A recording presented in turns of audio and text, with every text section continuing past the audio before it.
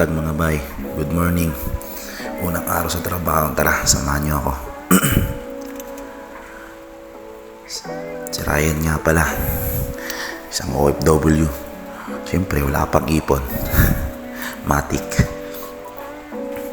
Unang araw ko pala ngayon sa trabaho. Tara, samahan niyo ako.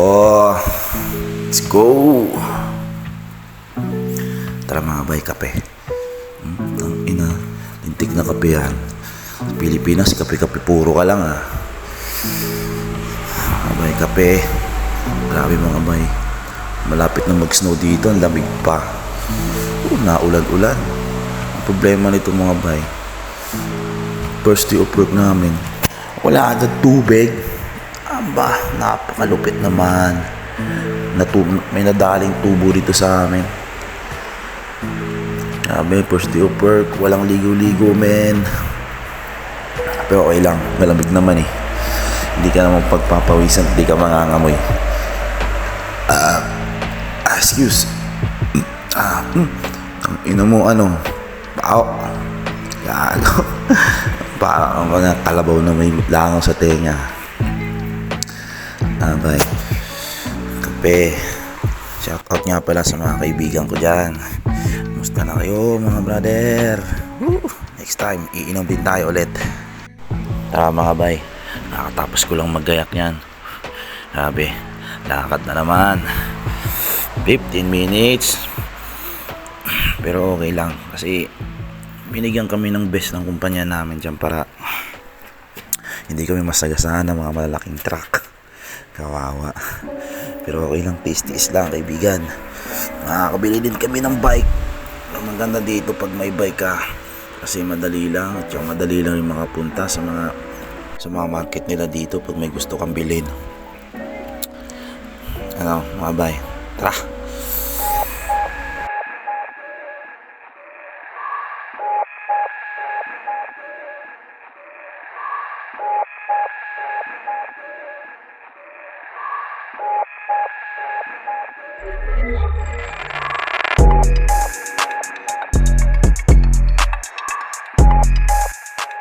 Agahan mga bay, ito pala agahan namin. Tinapay na may hotdog sa gitna na walang lasa. Ano mga pagkain dito yun, walang lasa. Kasi sa company kasi hindi kami makakain, maka-order. Ang hirap umorder. Tsaka may allowance kami dito. Hindi, kailangan lang ipunin yung allowance dito. Hindi namin gagalawin kasi sayang din yun. Tsaka pag umorder ka, ang pagkain dito patatas.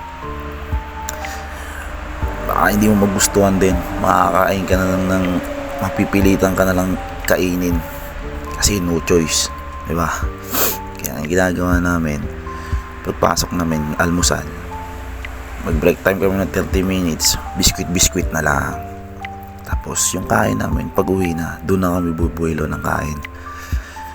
Ito na mga bay, nasa loob na kami, nasa kantin na kami ng company namin, ACG Company. Yan mga kasama ko. Tungtuwa po si Gago. Lumay dito kami sa loob kasi ang lamig sa labas. Medyo naulan-ulan na rin ng snow. Kailangan dito mga bay, full butter gear ka eh.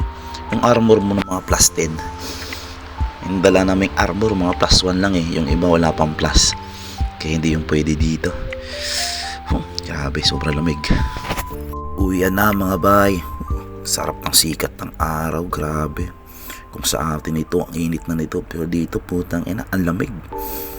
Kung sa trabaho naman, wala namang problema eh. Ang problema lang yung nagtuturo mga bay kasi yung English nila mga bay hindi naiintindihan.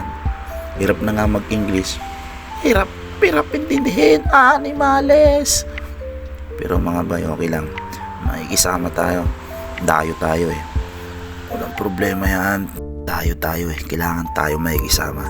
Kaya kung anong mga ginagawa nila mga bay, focus lang